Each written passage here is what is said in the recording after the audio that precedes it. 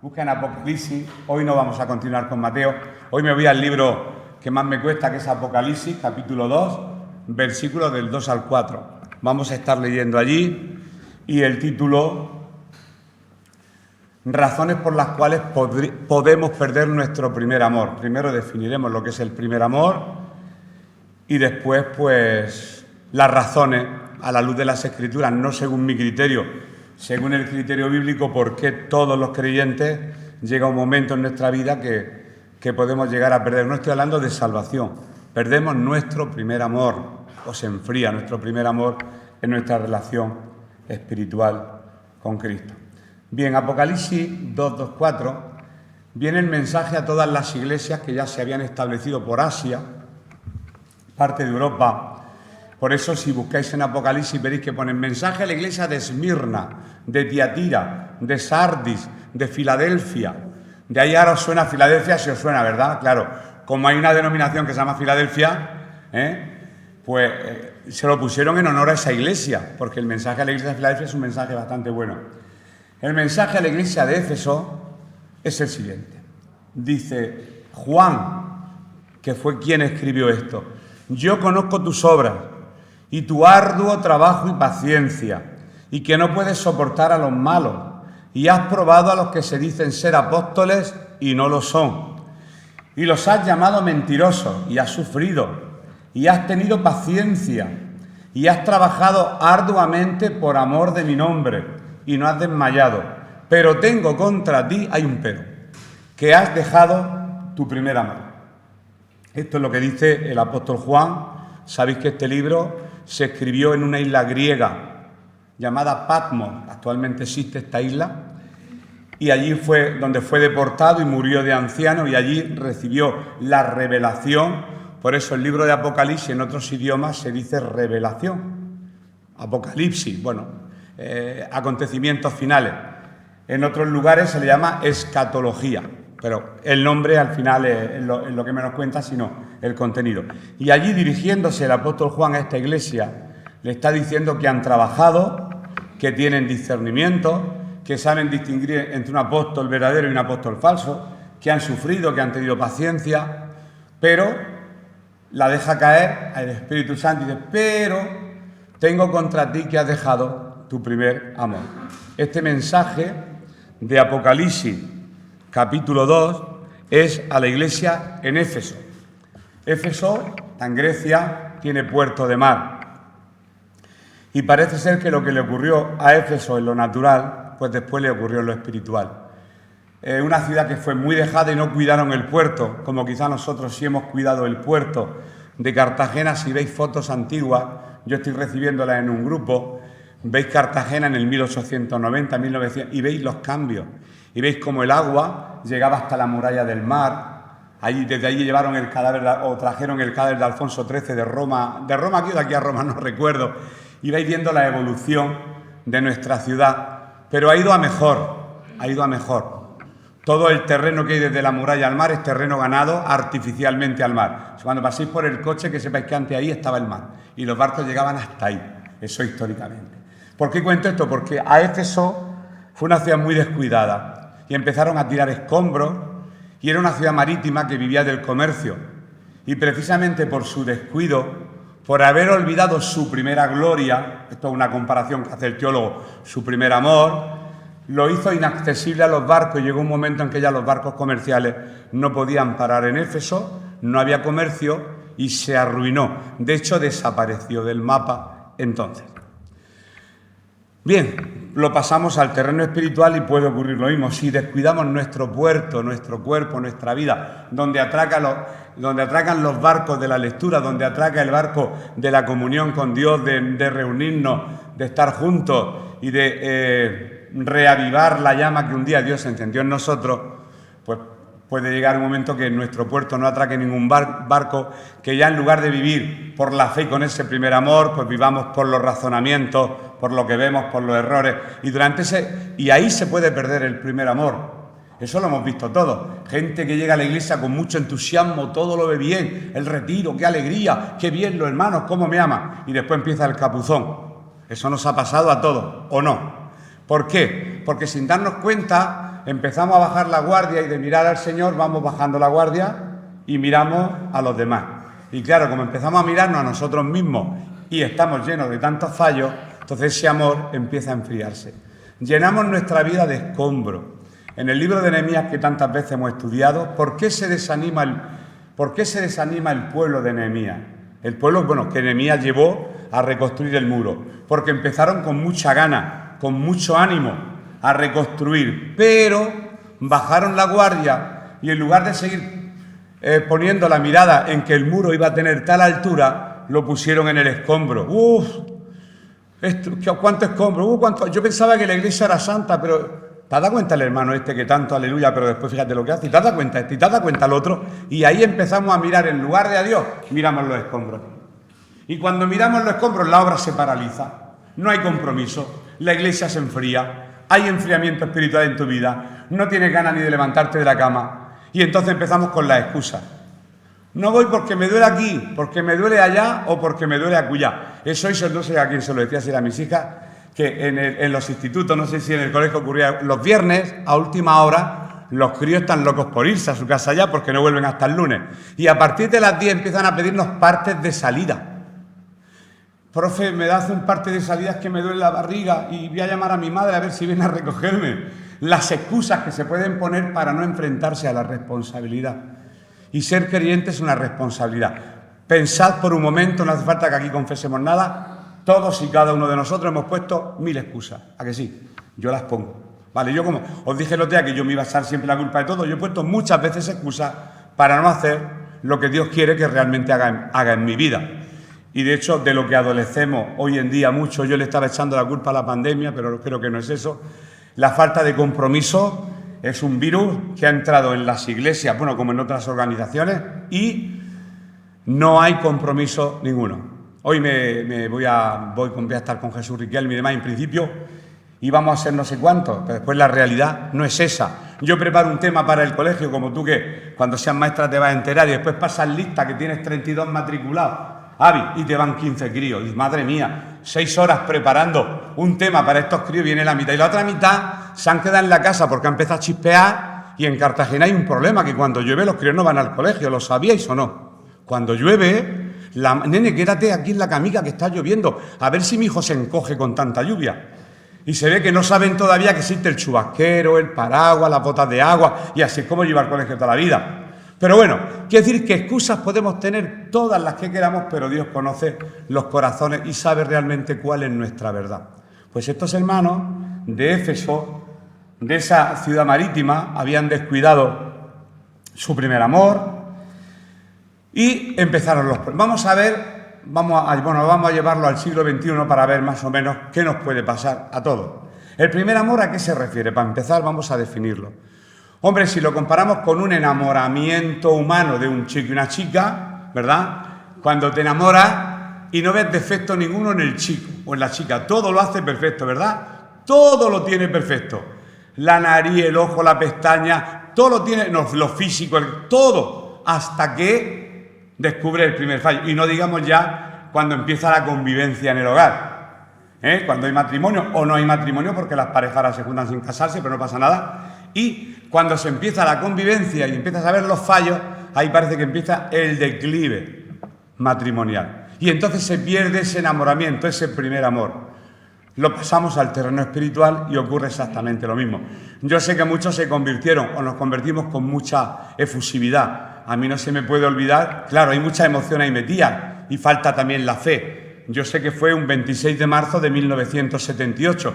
No se me puede olvidar nunca en el monte de la Villalba, que nos íbamos a orar cada noche, que Domingo me dice, domingo a domingo, ¿quieres aceptar a Cristo como el Señor de tu vida? Sí. Y allí en el mismo monte oré, yo llegué a mi casa hablándole a todo el mundo del Señor, a mi hermano Tony, ¿qué he encontrado aquí? Déjame dormir, déjate de rollo. A mi madre, a mi padre, y todo el mundo pensaba que yo estaba loco. Estaba en esa efusividad o en esa emoción del primer amor y todo lo hacía con alegría. ¿Y qué hay que hacer en la iglesia? Yo me apuntaba el primero y aquí y allá. Y después, cuando empecé a bajar la guardia, cogí 7 responsabilidades y las dejé las 7. Tocaba la alabanza en el grupo de jóvenes, pero ya no quería ir. ¿Por qué? Porque tuvimos un error los jóvenes de la iglesia. no voy a decir el nombre por si alguien la conoce, íbamos a casa de una persona cada noche y allí en lugar de hablar de la palabra, nos despellejábamos los unos a los otros. Claro, en lugar de ver al Señor, veíamos los escombros y todo el mundo empezó a enfriarse en la fe y empezaron los problemas por la visita nocturna donde podíamos desahogar nuestras heridas carnales que no espirituales. Pues el primer amor se refiere a aquella pasión y sentimientos que nos impulsaban recién convertidos en todas nuestras actitudes, honrar, servir y adorar a Dios en lo que hiciera falta. Ese es el primer amor. Generalmente, este primer amor es fuerte al principio. He puesto la comparación humana para que podamos entenderlo un poquito. Al principio de nuestros días como cristianos, pero con el tiempo se puede menguar hasta tal punto. Bueno, nosotros tenemos un lenguaje. Los que venimos de ámbitos pentecostales decimos, este es apartado del Señor. Cada iglesia tiene su lenguaje. Este ya no viene al culto, este es apartado del Señor. Y el hermanico ya no viene, es que es apartado. Ha vuelto, ahora se ha vuelto a apartar. Y bueno, hay lenguajes, hay argots, cada iglesia tiene su argot. Bien, pero con el tiempo, si no cuidamos o no avivamos la llama que Dios puso un día en nuestra vida, pues puede menguar hasta tal punto de volverse indiferente y pobre. Ya no nos emociona nada, no sabemos de memoria las cosas, las canciones, la doctrina, la salvación, y se convierte nuestra vida en una pura rutina. La mía la primera. Ya digo que todo lo que diga me lo voy a aplicar yo en esta mañana a mi propia persona. Sigo hacia adelante, porque vamos a ver las razones. Mirad, en Lucas 19, 8 al 10, sabemos que Jesús se encuentra con Zaqueo. La Biblia dice que era pequeño de estatura, que se tuvo que subir a un árbol sicómoro. Es típico allí en Israel el árbol sicómoro. En los viajes que hicimos siempre nos decían, esto es un árbol sicómoro. Este es el árbol donde más o menos se pudo subir Zaqueo. Y entonces Jesús miró hacia el árbol, porque si se llega a poner entre los soldados, lo habrían tapado y Jesús nunca habría visto a Zaqueo, dicen algunos, porque era muy pequeñito de estatura. Pero Zaqueo, cuando se encuentra con Cristo, cuando tiene su primer amor y se enamora de Él, las intenciones recién convertidas son buenas. ¿Qué es lo que hay que hacer? ¿Qué es lo que hace falta? Entonces Zaqueo, puesto en pie, dijo al Señor, he aquí, Señor, la mitad de mis bienes doy a los pobres, y si en algo he defraudado a alguno, se lo devuelvo cuadruplicado. Porque era un recaudador y robaba. Jesús le dijo, hoy ha venido la salvación a esta casa, por cuanto él también es hijo de Abraham, porque el Hijo del Hombre vino a buscar y a salvar lo que se había perdido. En ese momento de euforia, en ese momento de una reciente conversión, de haber conocido en este caso físicamente al Señor, Zaqueo estaba dispuesto a darlo todo. Había robado, había hecho mucho fraude con el dinero. Que te he robado 1000, pues te voy a devolver 4000, cuadruplicado. Eso dijo en su promesa, las promesas. Después, la Biblia ya no te narra cómo acabó la vida de Zaqueo, pero me imagino que Zaqueo, como cualquier creyente, pues tuvo sus bajas, sus altas y sus bajas, como nosotros. Dios, aquí en lo que he leído en el Apocalipsis que ha puesto el hermano, elogia, alaba a la iglesia de Éfeso por su trabajo, la dedicación a la obra. Sin embargo, le recrimina por haber abandonado, no por haber dejado un poco, sino haber abandonado totalmente su primer amor. Eso es el reproche que le hace. Y esta historia de Éfeso, de este libro que escribió el apóstol Juan hace ya muchísimos años, 2000 y, pues se repite en las iglesias y puede ocurrirnos a todos y cada uno de nosotros. Además, el que se crea estar firme, cuidado que no caiga, porque cuando mejor pensamos que estamos, cuando estamos peor. Esto es un engaño siempre mental, psíquico, psicológico, me da exactamente espiritual, diabólico, me da igual el adjetivo que le pongamos. Es un engaño. El que se cree que estar firme, cuidado, que no caiga. Eso lo hago yo, eso lo consigo yo cuando quiera. Cuando empiece a darte la gloria, cuidadito. Porque os acordáis de aquel que dijo, esta es la gran Babilonia que yo construí. Dice la Biblia que en ese mismo momento perdió la razón y se volvió loco. Y comía la hierba del suelo y era mojado con el rocío de la mañana. Perdió la razón. ¿Y cuándo le fue de vuelta la razón? Cuando dejó de mirar al suelo y miró al cielo. Y mirando al cielo, Dios le devolvió la razón. Recuperamos la razón cuando miramos arriba. Y solamente podemos ver luz cuando estamos en luz. Pero cuando estamos en tinieblas solamente podemos ver tinieblas. Por lo tanto, la historia del primer amor se repite y se va a repetir hasta que Cristo venga a esta tierra. Primer punto. El desafío de poner a Dios en el primer lugar. Cuando somos creyentes, aprendemos. Bueno, los mandamientos, amarás a Dios sobre todas las cosas. Hay un texto mal traducido que dice, el que no aborrece a su padre, a su madre, a su hijo, por causa no es digno de mí. Esa traducción de mi Biblia, Reina Valera, que yo creo que habría que haberlo corregido ya, aborrecer en nuestro lenguaje, ya lo he dicho muchas veces, tiene una connotación muy negativa. Si yo digo te aborrezco es como si digo te estoy odiando. Pero ahí el Señor está diciendo que el verbo odiar, el verbo aborrecer, perdón, en griego, su traducción literal es amar un poquito menos. Amar en un grado menor. Y está diciendo, el que no ama menos a su padre, a su madre, a su hijo, a su hija, que a mí no es digno de mí. Como diciendo que al Señor sobre todas las cosas y después todo lo demás. Eso es realmente lo que quiere decir el texto. Por eso hay un texto de Mateo 6:33 que lo sabemos de memoria y que tiene que ser, digamos, como el lema de cualquier creyente recién convertido y sin recién convertir. Dice más, buscad primeramente, vamos, de memoria lo sabemos, el reino de Dios y su justicia. Y todas esas cosas os serán añadidas. Pero, por desgracia, estamos en una sociedad que va muy rápido. Yo cuando he hablado con mi hija de Mozambique, dice, es que allí se respira una paz. Es que no hay esa prisa aquí, ¿verdad que tenemos velocidad? Oye, que me faltan unos zapatos, hay que llamar a Shein, a Temu, a Amazon, al otro, hay que comprar, hay que tener, hay que ir. ¿Qué velocidad llevamos? Si vamos en quinta y con turbo. Cuidado, hay que relajarse un poquito más, porque hay que buscar primeramente el reino de Dios y su justicia. Pero ponemos otras cosas por delante, pues yo qué sé, no voy a decirlas. Y el Señor dice, si quieres esas cosas no te preocupes, si yo estoy en el primer lugar en tu vida, las demás cosas serán la añadidura. Como los que somos aquí mayores, ¿os acordáis cuando venía el cabrero? ¿Nunca habéis comprado leche al cabrero? Oh, yo sí, salía, llegaba él a la puerta de mi casa, el hombre con tal, y entonces ordeñaba, te daba el litro de leche, tú sacabas la lechera y decía, y ahora le voy a dar la añadidura, decía el hombre, y era un poquito más de leche que te echaba, la añadidura. Muchos, los que ya tenéis de 70 para arriba, estáis diciendo que sí. Eso es real. La añadidura, pues la añadidura precisamente es lo que nosotros buscamos. Buscamos la añadidura. Ay, ¿con quién me casaré los jóvenes? Ay, ¿qué será de mi vida? Ay, ¿en qué trabajaré? El miedo a lo laboral, el miedo es lógico y es normal y va con la edad. Pero este texto dice que primero el reino de Dios. Vale, lo sabemos, lo hemos leído tantas veces, pero ese es el problema, sabérselo de memoria. La Biblia es muy clara. Al enseñarnos que toda nuestra confianza debe de estar puesta en Dios. Lo estoy leyendo, porque esto le añadió esta mañana. Jesús dijo que nuestra prioridad tenía que ser Dios y su justicia, y no los afanes o compromisos de este mundo. Lamentablemente es así. Los compromisos, no recuerdo cuando dice, invitar a la gente a la boda. No puedo, es que tengo que enterrar a mi... Y no ponemos excusas similares hoy en día. Que tengo un cumpleaños en la playa. Es que hoy es mi no sé qué, hoy es que es mi no sé cuánto. Está bien, pero no está bien. A que suena un poco así dictatorial lo que estoy diciendo. Pero es el Señor quien lo dice, porque nos hemos acomodado.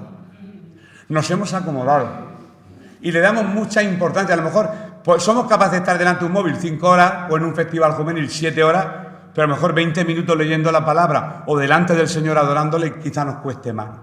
Porque la parte espiritual siempre es la que más cuesta, a todos, ¿eh? Cuando ponemos al Señor en primer lugar y lo amamos sobre todas las cosas, ese es el verdadero desafío para cualquier cristiano. Si no, lo demás se puede llamar emoción, emocionalismo, cumplir, religión. Se le llama otra cosa, pero no cristianismo auténtico. Si no nos damos cuenta de ese enfriamiento poco a poco, nuestra relación con Dios puede ir decayendo hasta dejarlo en el orden de prioridades al final. Primero yo, y lo que me sobra para el Señor. Y es primeramente Dios y lo demás nos va a ser añadido, lo sabemos. Por eso ese texto yo pienso que tendría que ser el lema de todo cristiano. Mira, todos, esto es un ejemplo de un lema, dice, conozco en mi congregación personas que empiezan con mucha fuerza y quieren figurar en todas las responsabilidades de la Iglesia, pero claro, lo hacen para ser vistos por los demás. Y poco a poco van cogiendo responsabilidades y al mínimo error que ven van soltando y se van enfriando. Pero esto es una rueda y esto se repite en todos nosotros siempre.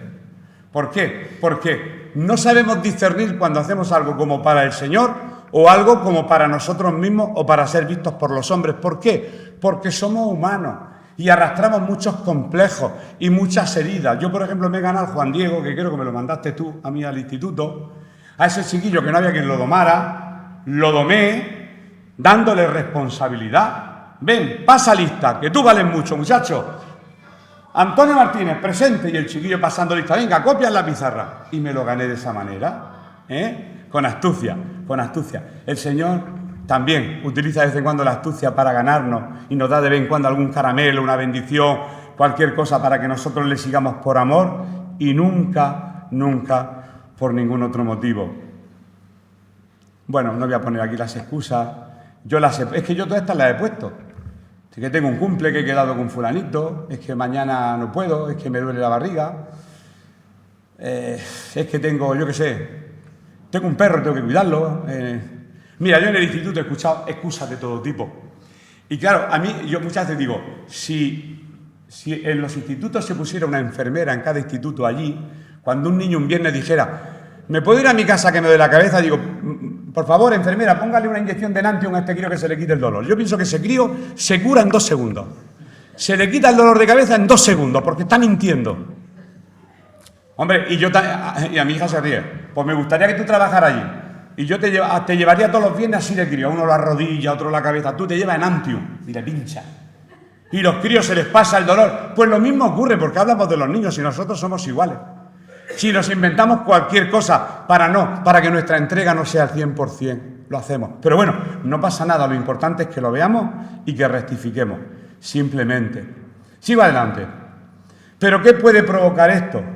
Pues vamos a verlo a la luz de las Escrituras y lo que vamos a hacer ahora mismo es las razones por las cuales, a la luz de las Escrituras, podríamos, he puesto podríamos un condicional, perder nuestro primer amor. Empezamos.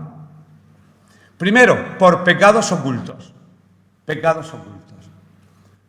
Pecados ocultos. ¿Por qué lo repito 3 veces? Porque a veces no sabemos lo que es un pecado oculto. Pues yo qué sé, pues ver pornografía escondida, por ejemplo, un pecado oculto, que lo sabe el Señor y tú, nada más. Pecados ocultos, mirar donde no debemos, en lugar de mirar a la nuestra, mirar a otra. Muchos pecados que pensamos, uy, eso nosotros no lo hacemos. ¿Cómo que no? Si el mundo entero está bajo el poder del maligno y nosotros estamos aquí por la misericordia de Dios. Pero somos tentados exactamente igual que cualquier otra persona. Exactamente igual que cualquier otra persona. No somos santos en Cristo. Y todo lo podemos en Cristo que nos fortalece.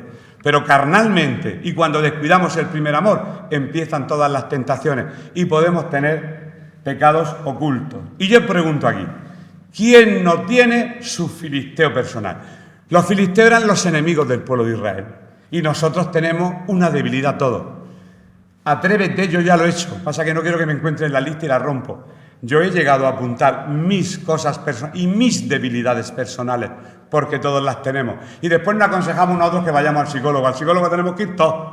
Aquí no se escapa nadie, ni el apuntador, porque todos tenemos problemas en el carácter. Todos. No se escapa nadie. Por eso la Biblia dice, por favor, Primera de Reyes 11. Salomón, cuando muere su papá, y Salomón era jovencito, Dios le dice, pídeme lo que quiera. Vamos, si a mí Aladín de la lámpara maravillosa me dice que yo pida lo que quiera, qué alegría, ¿eh? Eso le preguntan en clase, me dicen, yo, un coche, una casa, y que no me falte nunca dinero en el banco. Eso es lo que dice la gente, ¿no? Vale. Bueno, pues Salomón lo tenía todo eso. Dice que en la época de Salomón la plata no valía nada, porque todo era de oro, los vasos en los que bebía, el trono donde se sentaba. De hecho, la reina de Sabá vino a verle porque había oído hablar de él, a ver si realmente el reinado de Salomón era como ella había escuchado, y dice que sí, que lo superaba con creces a las oídas que tenía de él. Pero había un pero. Igual que la iglesia de Éfeso pecó en descuidar su puerto y ya los barcos no podían comerciar, el pecado de Salomón eran las mujeres. Este fue un avaricioso. Vamos a leerlo. Dice, pero el rey Salomón amó, además de la hija de Faraón, y se tendría que haber quedado ahí nada más, no como Lamec, que ayer leímos donde empezó la bigamia y la poligamia. a muchas mujeres extranjeras. Este era un mujeriego. A las de Moab, a las de Amón, a las de Edom, a las de Sidón y a las Setea. Gentes de las cuales el Señor había dicho a los hijos de Israel: no os llegaréis a ellas, ni ellas se llegarán a vosotros, porque ciertamente harán inclinar vuestros corazones tras sus dioses. A estas pues se juntó Salomón con amor. Hombre, dice con amor. Y tuvo, yo pienso que no daba abasto este hombre, y tuvo 700 mujeres reinas y 300 concubinas.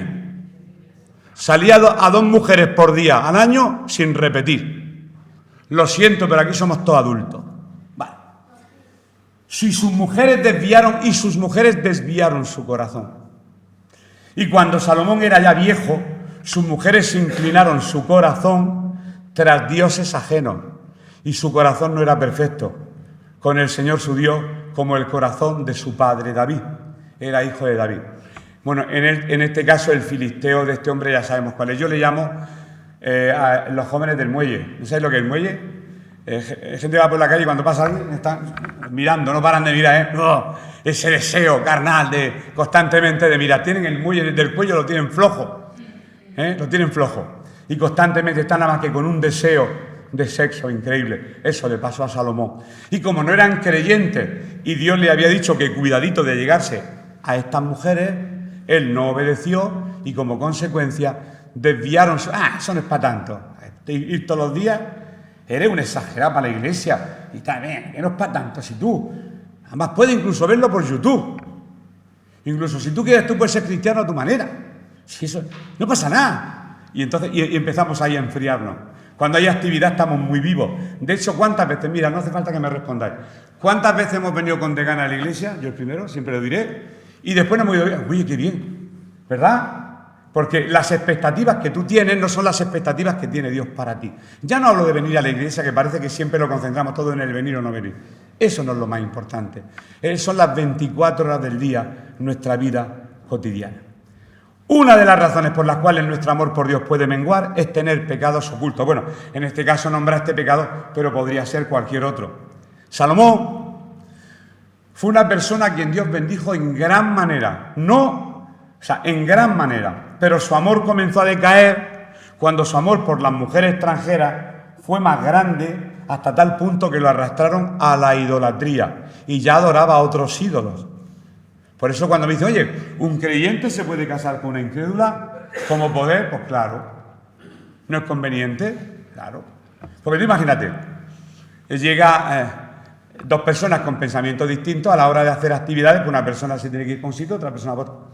Bueno, yo lo he visto, esos matrimonios, y funciona. Porque hay matrimonios incluso que dicen ser cristianos y después se separan, eso también lo hemos visto. Por tanto, no está en nosotros hacer un juicio al respecto. Pero el tema de unirse en yugo desigual no solamente se refiere al matrimonio, se refiere a ver de dónde te alimentas.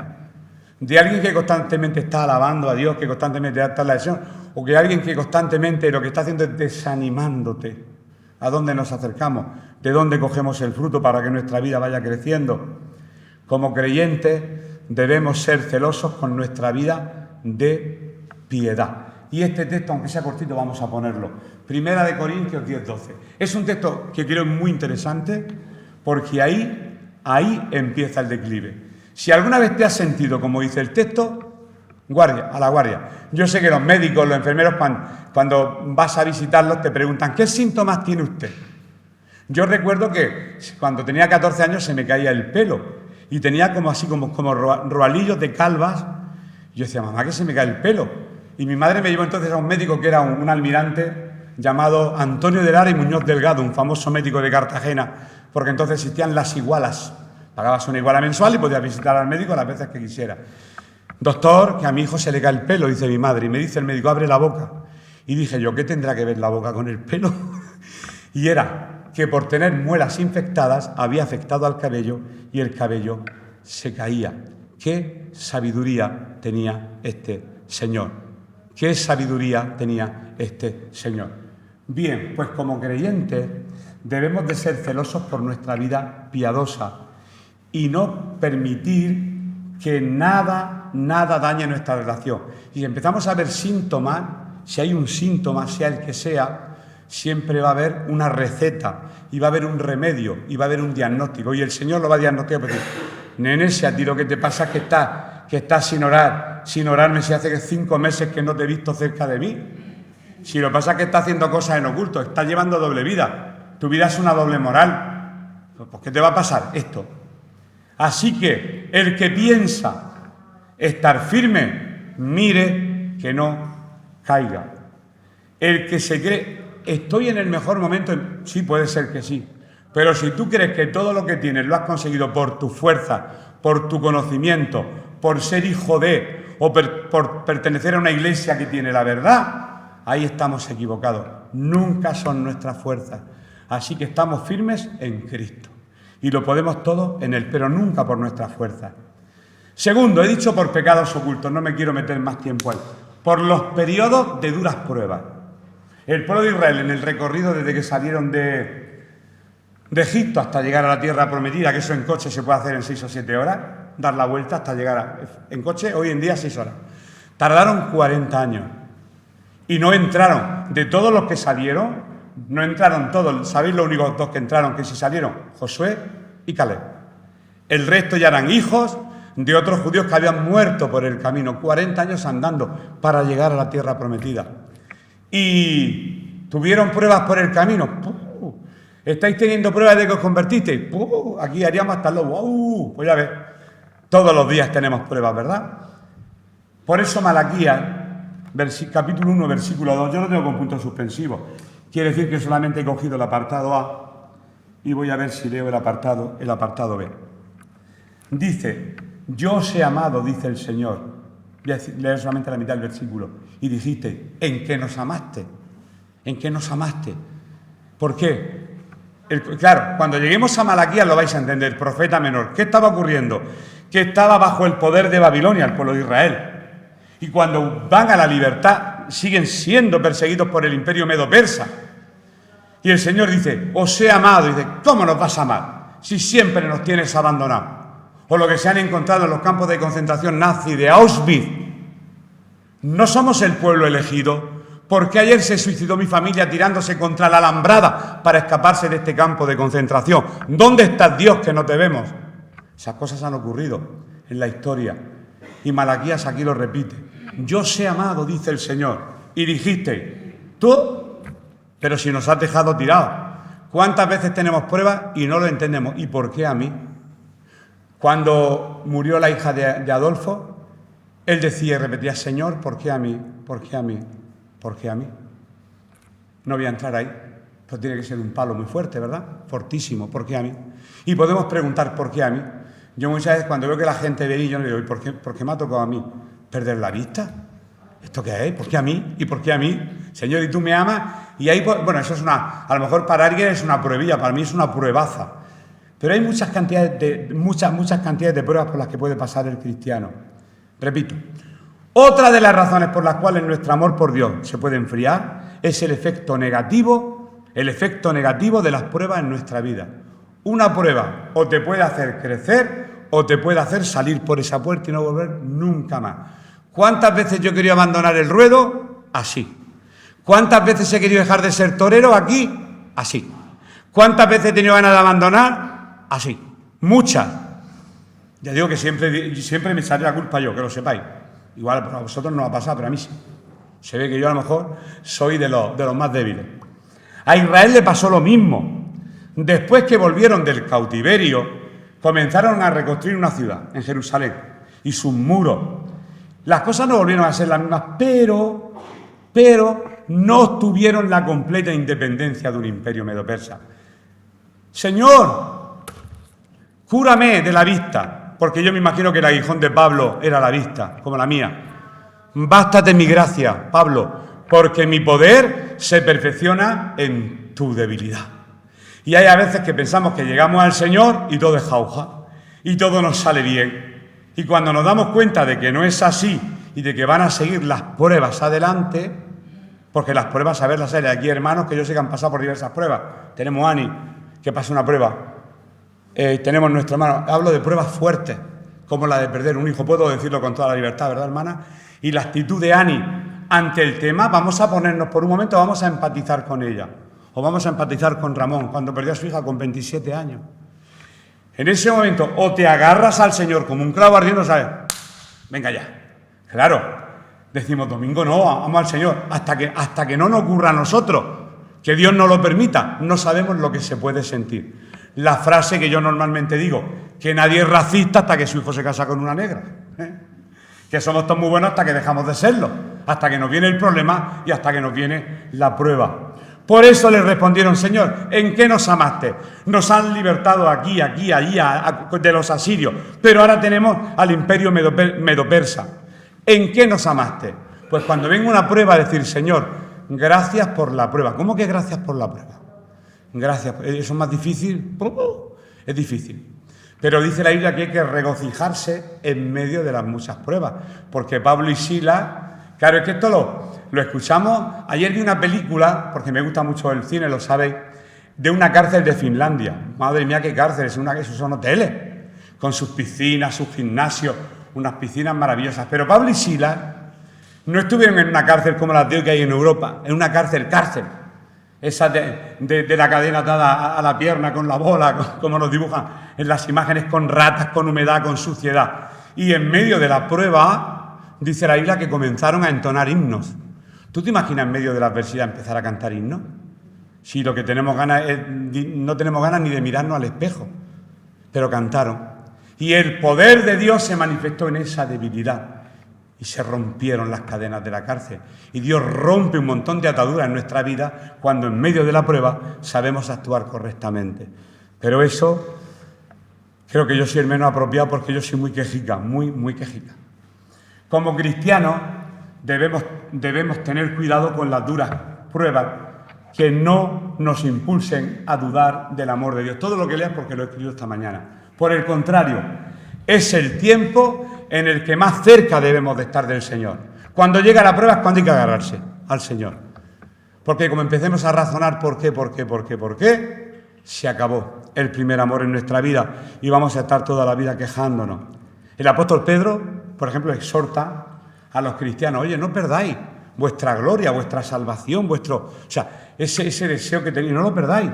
Cuando padezcáis injusticia o cuando tengáis sufrimiento, no lo hagáis. Y creo que por aquí hay algún texto. Sí, Primera de Pedro, capítulo 2. Hoy es cortita la prédica, porque creo que está claro. Hemos visto 2 razones y vamos a ver 3 razones posibles por las cuales un creyente puede perder el primer amor. Al final haré una conclusión breve para que se nos quede en la mente.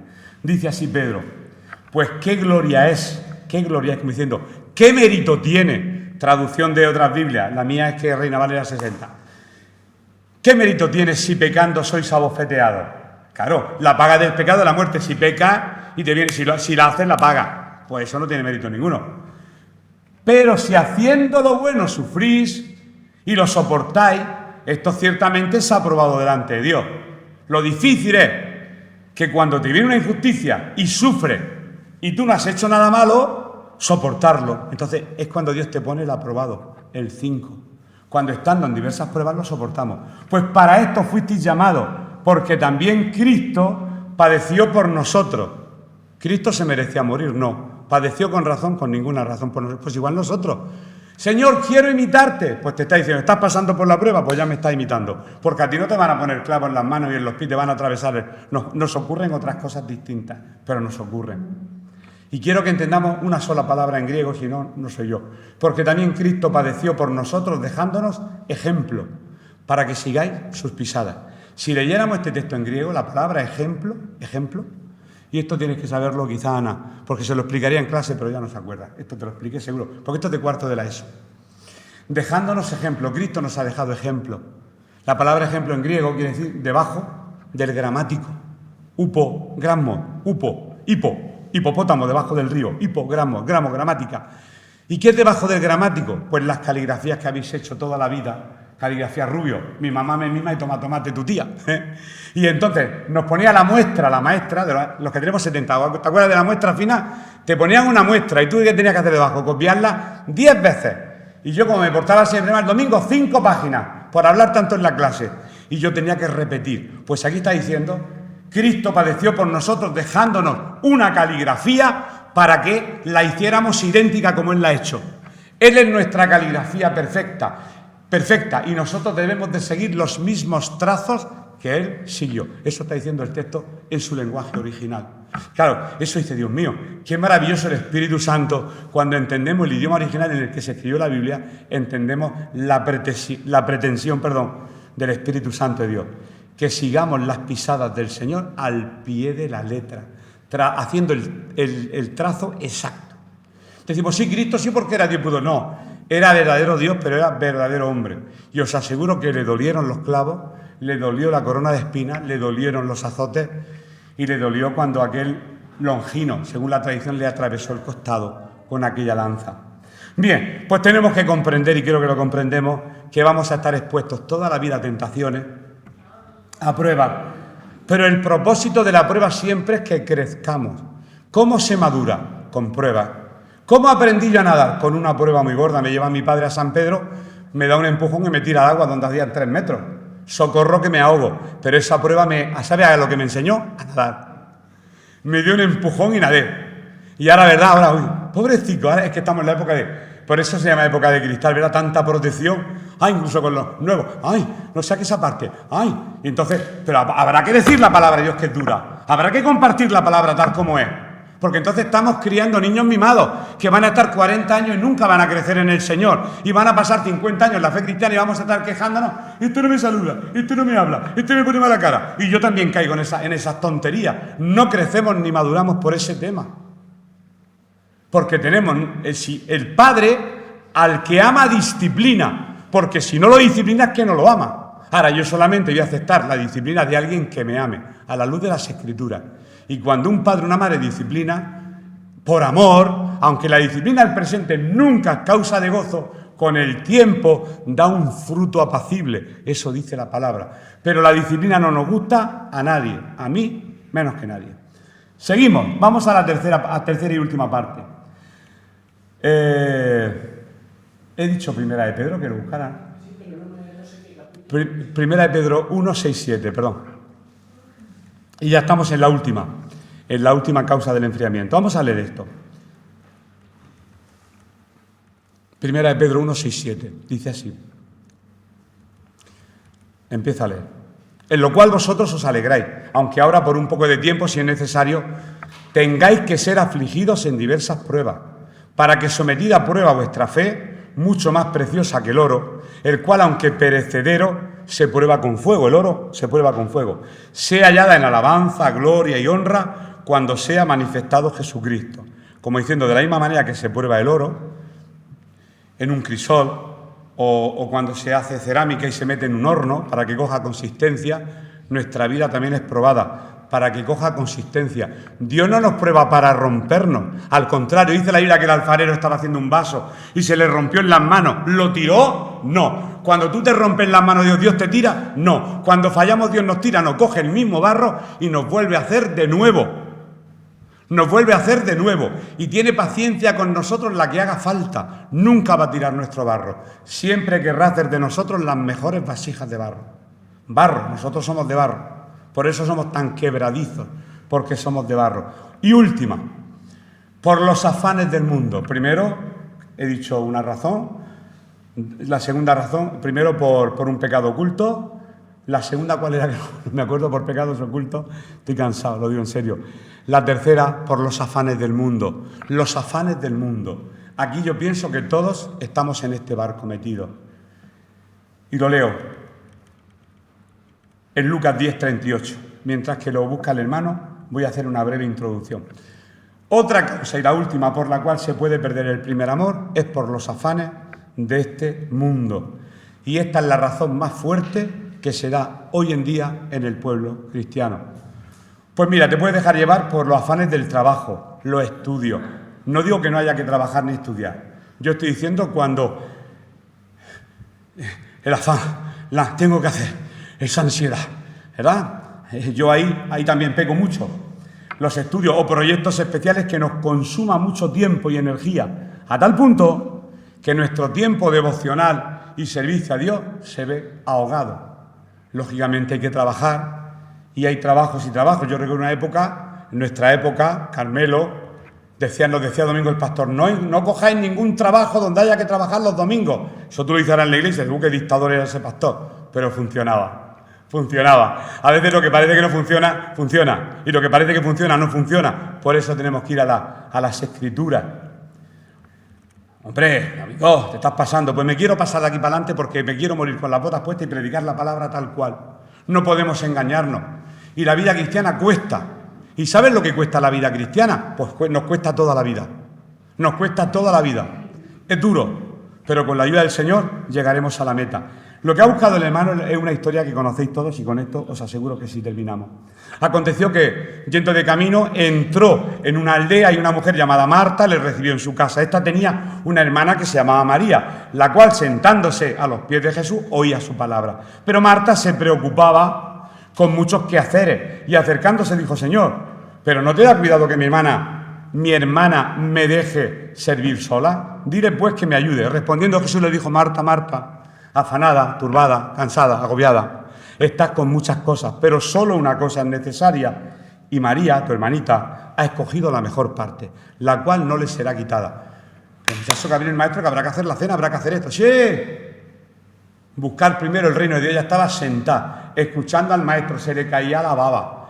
Y cuando hacemos después la añadidura es que en lugar de cenar a las 9, que a lo mejor somos unos hambrones, pues cenamos a las 10, no pasa nada. Que termine el culto, recuerdo en nuestra época, que empieza el 1, 2, 3, que empieza el 1, 2, 3, y vea a la Mayra Gómez pues que empiece el 1, 2, 3 cuando quiera, o que empiece el partido cuando le dé la gana, pero buscad primeramente el reino. Por eso estamos muy mal educados en muchos aspectos, si realmente decimos que queremos servir a Dios con todo nuestro corazón.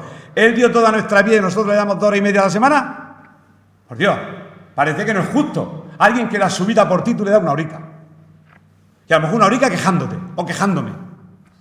Tenemos que mirarnos en el espejo a ver qué puede ocurrir para que no se enfríe nuestro primer amor. Y aquí os aseguro que sí termino. La historia de Marta y María pues nos retrata muy bien lo que quiero decir. Una no tenía tiempo porque estaba muy ocupada y la otra parece ser que sí tenía tiempo. ¿Cuántas personas hoy en día alegan que no tienen tiempo para servir a Dios, ni siquiera para congregarse y cuidar su vida espiritual, porque están muy ocupados con sus quehaceres, hogar, trabajo, estudio? Y es cierto, de hecho, si en esta congregación hubieran más jóvenes, como yo sé que las épocas de exámenes en la universidad son cuatrimestrales, ¿no? Examináis después de la Navidad y después en junio. Yo diría, no vengáis a la iglesia.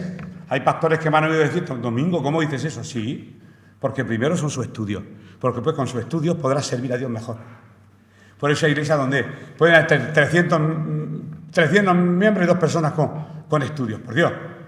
Y si eso se lo digo a mis alumnos, ¿qué queréis? Dentro de 20 años, con 30 años, decía, mamá, déjame 20 únicos que no tengo. O tener un hijo profesional que esté ganando un dinero porque ha estudiado, se ha esforzado y ha hecho. Eso es lo que le agrada a Dios. Jesús crecía en conocimiento, en sabiduría, en gracia para con Dios y los hombres. Y el tema de los estudios es algo que Dios lo exige. Y en las iglesias nuestras nunca se ha vendido. A que espiritualmente, aquí hay que estudiar. Es que mi hijo no vale para estudiar. Pues que trabaje, que haga un oficio. Me da exactamente igual. Pero creo que la iglesia de Cristo tiene que estar formada. ¡Qué alegría! Cuando llamas a hermanos dice, hermano, necesito un médico. ¡Wow! Y te aparecen 5 cristianos. El que me está en la boca, Cristo. ¡Qué alegría! Pero eso aquí no fue el ambiente donde yo precisamente me crié y no me estoy quejando. Al contrario. Dios quiere que le amemos a Él sobre todas las cosas, pero que nuestra vida, todo lo que hagamos, aún el estudio, sea para servirle. Ya está. Conclusión es el fin.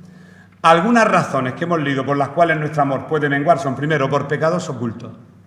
Segundo, por pruebas duras, no por cualquier tipo de prueba. Tercero, por los afanes de este mundo. Son las pruebas más gordas, el afán y la ansiedad. Pues si esto ha pasado en nuestra vida, debemos recordar las palabras del último texto que vamos a leer. Anda, pero sí, está aquí. Apocalipsis 2:5, perdón, pensaba que no estaba el texto. Y ya con esto se acaba la predicación. Es un consejo de Juan. Hoy he leído 2 Apocalipsis, al principio y al final.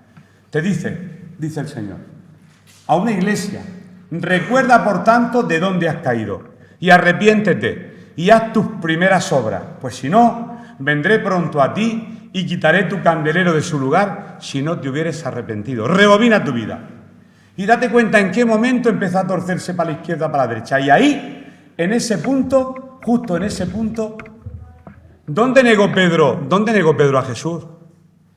¿Dónde lo negó? En la puerta donde él estaba siendo azotado. ¿Y qué ambiente había? ¿Cuál era la tramoya? ¿Cuál era el adorno? Un fuego. ¿Dónde sanó Jesús a Pedro? En un fuego asando pescado, en la orilla del mar de Galilea. Trajo sanidad a su vida. Sobre cada negación, una aprobación. Me amas, te amo, me amas, te amo, me amas, te amo. Dios quiere restaurar lo que un día hicimos mal, hacerlo bien. Y nos da una segunda, una tercera y una cuarta oportunidad. Sin dejar de acordarnos de aquel profeta que estaba construyendo con un hacha, se le salió, se quedó con el mango y la parte de hierro se cayó en el agua. Y le dice el profeta, ¿dónde se te ha caído? ¿Dónde? ¿En qué lugar? Dijo, aquí. Y el profeta hizo flotar el hacha. Si queremos que nuestro hacha flote para volver a meterlo en el mango de lo que éramos al principio y seguir cortando árboles, porque con un palo no podemos partir, se nos cayó a lo mejor. ¿Pero dónde se nos cayó? Allí, pues tenemos que volver al sitio y allí orar, para que Dios devuelva el hierro a la madera y podamos seguir cortando árboles. Y podamos ser los cristianos que éramos al principio, de ánimo, de alegría, de salir, de evangelizar, de testificar y de tirar hacia adelante. Las pruebas van a seguir viniendo, pero podemos animarnos teniendo todos estos textos en nuestra mente y aplicándolos a nuestra vida.